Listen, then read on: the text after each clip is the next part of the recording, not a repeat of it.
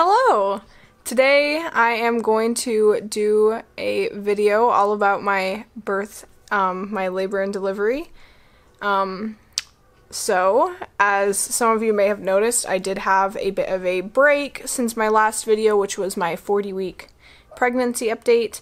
And if you didn't see that, little baby noise. So I did have my son, Wally's. He was born on October 29th at 6:21 a.m. after a very incredibly long labor that ended in an unplanned C-section. So, as some of you might know, I had planned on having a natural, unmedicated vaginal birth. That was my plan. Obviously, I knew that things don't always go the way that you plan, that's just how life is. I mean, you can plan for things as much as you want, but you never know what's going to happen. So, I will start from the very beginning, since my 40-week update. So, I did get to 41 weeks and 3 days. I went into labor on the third day of that week. You know what I'm saying. And I had not really been having that many signs of having, going into labor, at least that I noticed. I did notice that I felt more pressure, and a lot of people were saying that he had dropped since my 40-week update. He had not dropped at that point, at least from what I could tell from the clips in my stomach and everything. But other than that, nothing really. I did lose my mucus plug, I believe, at 41 and 2. But then, at like 1:30 in the morning on October 28th, I had a bloody show. And I was like, well, if this doesn't mean anything, then I'm going to be extremely angry, because I was going to be induced, because that was the same day, that night at around 8 p.m. if I didn't go into labor on my own, which I was not exactly looking forward to, because as I said before, I was planning on having a natural, unmedicated birth, and having Pitocin doesn't really fit that plan very well. But at that point, I was like, well, he has to come out one way or another, so if this is what I have to do, then this is what I have to do. Since having my bloody show, I did start getting contractions, and I had been having contractions for about a week at that point, but nothing consistent at all. I would have them for a few minutes, and then they would go away and not come back until the next day. So that's what I was expecting to happen. But I did start timing them, and they were 2 to 3 minutes apart every time. They were super mild, like period cramps. Nothing I couldn't deal with. But I texted my doula, Janae, and I told her, and she said that she thought that I was definitely in early labor, which made me incredibly excited. I would get to have my birth plan after all. I was going to get to go to the hospital, and have an unmedicated birth, and I was ecstatic at that point. So I was laboring at home until about 2 p.m., I think.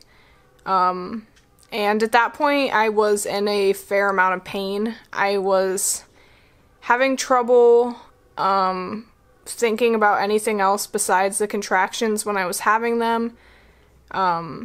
They were pretty painful. I was able to talk through them still, but it was difficult to talk through them. And my doula thought that I was probably at around a 4 at that point. And so I said, you know what, it's not going to hurt anything to go to the hospital at this point, because I knew that they had a tub at the hospital, and I wanted to get into that tub ASAP. So we did head to the hospital, and we got put in a triage room, and they were going to check me and see if my water had broken, which I didn't think it had, and just assess where I was. So I was laying on the bed in the triage room, and they were checking me, and I was like, in my head I was just thinking, man, if I'm only a 4, that means I have 6 centimeters to go, you know? And they told me that I was a 7. And I was incredibly shocked because I had thought by the time I was at a 7 that I would be in an incredible amount of pain, that I would not be able to tolerate it at all, that I would not be walking through contractions, that I would not be talking through contractions.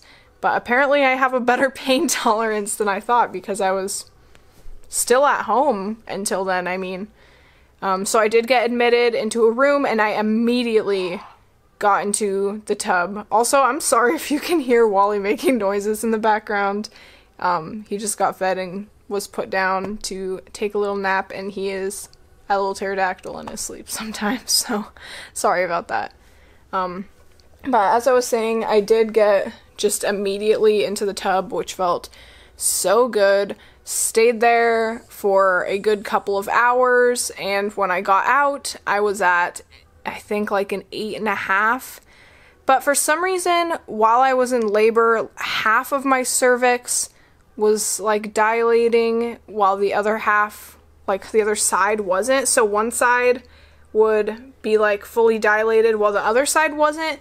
So I did get out of the tub at one point, at which point I realized that I was in a lot of pain. I was making noise during my contractions, like low, like groany noises, which I'm sure made some people uncomfortable, but you know what? When you're in that much pain, you're not paying attention to other people. You're in fight or flight mode, and you are just like focusing on getting through the contraction. So to help me dilate more, they asked me to get on my side and put a peanut ball between my legs, which was excruciatingly painful at the time. But I was so incredibly lucky during my labor to have my incredible husband at my side. I don't know what I would have done without him, honestly. He was constantly... Someone's being noisy back there. He was constantly holding my hand through every contraction, and I was really hot, so he was getting a cold rag to put on my forehead and putting it back under the cold water every few minutes, making sure that after every contraction I was drinking water, refilling my water when it was empty. He was absolutely amazing. I didn't expect anything less because Connor is just an incredible person, but I am so incredibly fortunate to have that kind of husband because without him, I don't know how I would have gotten through it because, I mean, I love my mother-in-law, I love my mother, and I was incredibly grateful to have my doula there, but nothing is more comforting than your husband at that time. And that he's exactly what I needed. My doula was also incredibly helpful. She was that tough love kind of thing that you need when you're having an unmedicated labor. Just reminding me like, hey, yeah, I know you're in a lot of pain, but you need to change positions because if you don't, then you're not going to be progressing, which was the last thing you want to hear when you're already in horrible pain. But after using the peanut ball, it did help a little, but we got back into the tub and I got into a position where I had my arms on top of the side of the tub and my forehead, and I was on my knees in the tub, and I had my hips incredibly wide, and every time I had a contraction, I would sway my hips back and forth, and that was so incredibly painful. Looking back on my labor, I honestly don't know how I got through it, because that's like the kind of pain I had never imagined like how it would feel, and not fun. And at that point in the tub, I started realizing that I was having that kind of feeling like I needed to push, and I voiced that I was kind of feeling the urge to like push during every contraction. At which point they had me get back on the bed because they don't allow water births at my hospital. And I was checked again, at which point they said that there was a side of my cervix that still wasn't fully dilated, which is the last thing I wanted to hear. So I had to get on the other side and put the peanut ball between my legs, and finally I was fully dilated, and they told me that we could practice pushing, but that the doctor would not be in for a little bit because they had to call him, obviously, to come in. So we started pushing, and I wasn't very good at it at first. Also, some of this might be kind of skewed, I guess, because what I remember during my labor, it seems like when I talk to my husband, isn't the exact same as what happened, which is understandable because I was exhausted, I hadn't gotten any sleep, I hadn't eaten barely anything, and I was in a lot of pain. But I practiced pushing, and they said that they could see the top of his head when I pushed, and I was like, oh my gosh, maybe I'm closer than I thought. And so I was pushing and pushing and pushing and pushing, and I was getting so tired. When we first tried pushing, what was the position I did first? I think they had me put my feet on this bar, and then I would like pull my legs back, and that just wasn't working as well as they thought. So they did have the doctor come in, and he told me that for an hour of pushing, I wasn't as far along as he would have wanted me to be. So he told me a couple of my options. He said, we could use Pitocin to try to speed up your contractions so that you were pushing more often. But obviously, I didn't want to do that, so I said, no, I want to keep trying. So he said that he would come back in another hour and check on me. And so I said, okay, keep pushing. And through all of this, I noticed that the nurse had kind of stopped paying attention while I was pushing. That at this point I was just kind of like practicing, I guess, which kind of concerned me because I thought that when they said they could see the top of his head, I was like, oh, we must be getting close. So I was starting to get a little worried at that point because it had been 2 hours of me pushing and pretty much nothing was coming out of it. And I was a little worried about that because I was like, oh no, they're gonna, make me use Pitocin. But at that point, pushing was just the absolute worst pain ever. And I was like, if it will make things happen faster, then maybe I should do it. So the doctor comes back in and he says, okay, at this point, you still haven't made any progress. And my temperature was rising a little bit, and they were concerned about that, so they had put IV fluids in. And I was getting a little worried because I didn't know if something was happening with him, with Wally, if something was happening with me that was not good. And I was in so much pain, and this is where it gets kind of foggy for me. But my doctor said, I'll give you 3 options. You can do the Pitocin and keep pushing, but I still don't want to really let you do that past another hour because it's been 3 hours and I haven't seen any progress. He said, you can keep pushing a little bit more, unmedicated, but again, I don't expect to get much progress out of that. What I think the safest option for you is to get a C-section. And that was the last thing I expected to hear. I knew that people got unplanned C-sections, that it happened, but I never thought that would happen to me. I chose to keep pushing for a little bit more.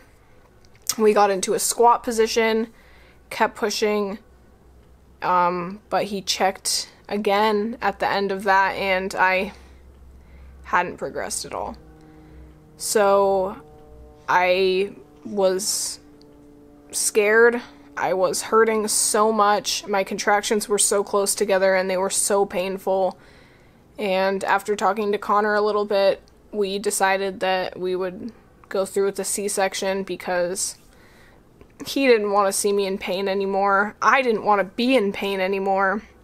We wanted it to be as safe as possible, and we were ready for our baby to be here. It had been like 27 hours at that point.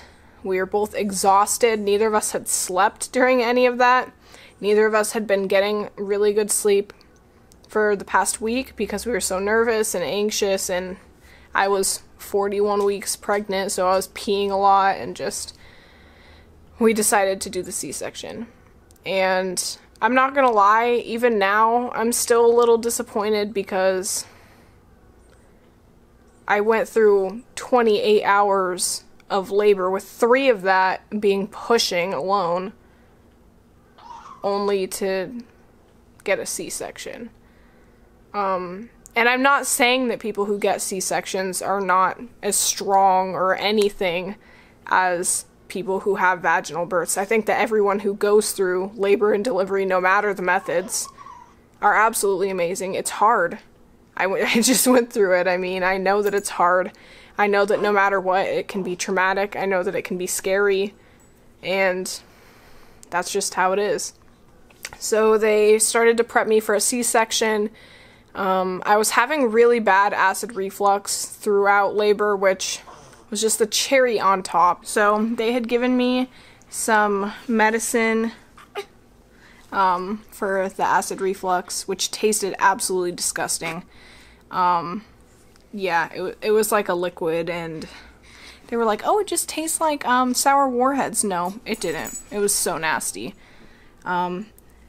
The worst part about being prepped for the C-section is that I was still having contractions, and with every contraction I was still feeling the need to push, but at that point it was like I'm pushing for no reason, and they would have to stop prepping me every couple of minutes because I would be having a contraction, and it was so painful and just not fun at all. I was terrified, I was hot, I was in pain, and the anesthesiologist came in to talk to me because I did have to get a spinal block.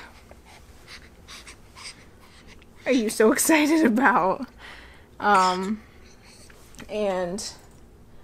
I was so terrified to get the spinal block. So they told me that Connor could be in the OR with me, but that was it. So I said goodbye to my mom and my mother-in-law, and my doula went home, and I gave Connor a kiss because he wasn't allowed to come in to get the spinal block with me, and I was wheeled into a room, and I was given the spinal block. I should also mention that throughout my entire labor, I was incredibly shaky. Like, my entire body would shake uncontrollably, and it was awful. So I was worried that while they were trying to administer the spinal blocks, that it would be really hard because I was so shaky. But there was a fantastic nurse who held my hands while I was hunched over the edge of the table, and the pain of the spinal block was absolutely nothing. And I immediately felt warmth go through all of my body. The pain was gone, and I was so relieved that I basically went to sleep. The next thing that I remember is one of the doctors asking me, what is his name? And I thought they were talking about Wally, so I said, oh, his name is Wallace. And then they brought Connor over beside my bed, and they were like, here's Wallace, and I was like, that's Connor.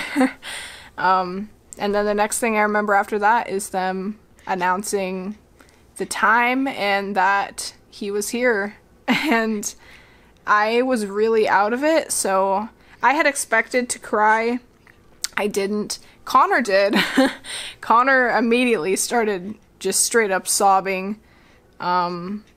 And they took him over to the scale and weighed him, at which point he peed all over one of the nurses because he's a little spud. He was 9 pounds and 9 ounces, which is probably why I had trouble pushing him out, because I'm not a big person. And he was 19 3/4 inches, according to the hospital, but when I've gotten him measured by 2 other sources at this point, they say that he's 20 3/4 inches, so unless he grew an inch since then, I think the hospital measured him wrong.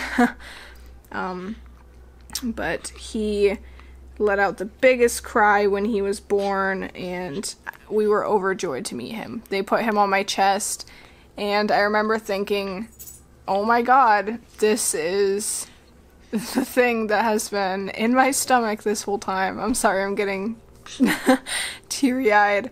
But he is absolutely perfect. He has so many little rolls and everything already because he was such a big baby. And since he is right here, I will go ahead and show you guys him. So, he's a little sleepy. This is little Wally.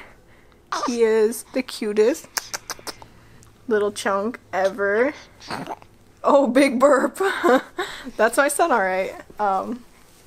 He's very difficult to hold upright.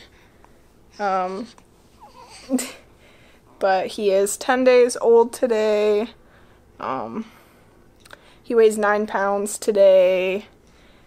And he is just the cutest little thing in the whole world. And I love him so much. And he doesn't know what's going on. We're right in front of a window, so he's like, this is bright. But this is him. It's your camera debut. It's your debut. Oh. Alright, so that is all I have for you guys today. If you've watched this whole thing, kudos to you, because it probably wasn't very exciting. I do want to apologize for not having a birth vlog. I don't know why I didn't start filming it, but I realized that it was going to be a lot more difficult than I thought, because I, again, for some reason, didn't think about the amount of pain that I would be in. And Connor didn't want to film. He wanted to be by my side. And then I probably wouldn't have wanted to look back on it anyway, because again, like I said, having a C-section, not really my plan. But with that being said, thank you for watching this video. I'm not sure when it will be up. I will try to get it up soon, hopefully. I apologize for my semi-greasy hair because I have a newborn, guys, and I'm home alone with him all day. So the time to take a shower is not now. But I also want to say thank you to all of you who are subscribed. I did hit 100 subscribers, which is incredible to me. I'm so excited. If you are subscribed, thank you so much for supporting me. This is my dream. I am hoping to start trying to get content back out, so let me know what kind of videos you want to see with my little chubbalub here. But thank you for watching. Thank you for subscribing, and if you haven't subscribed, I would do it because we're going to have some more content with this little cutie coming out. Make sure to like and leave a comment down below, and I will see you guys in my next video. Bye.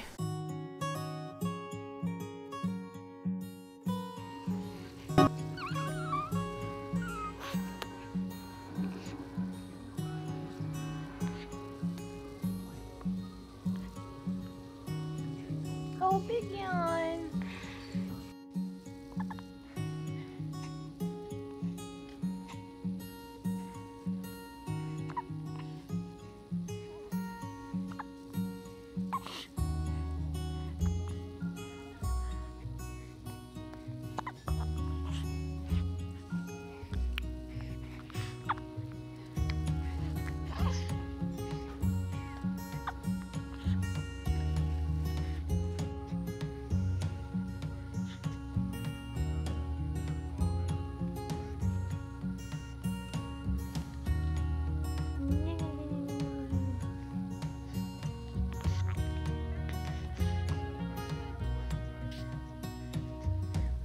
Squidgy, squidgy, squidgy. Bless you.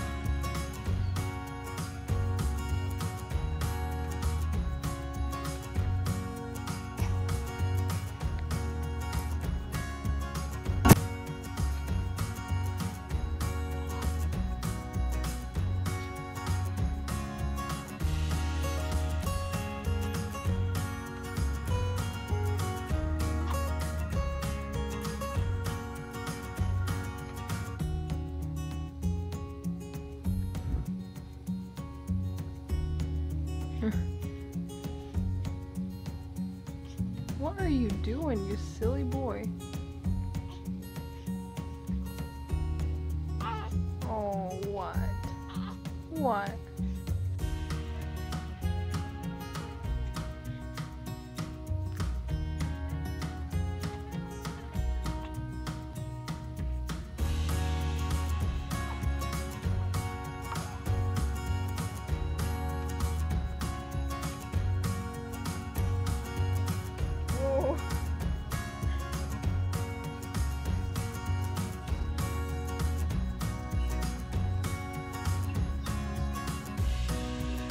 Is that you?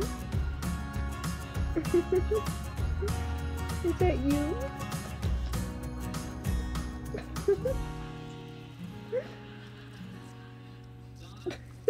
Are you waving?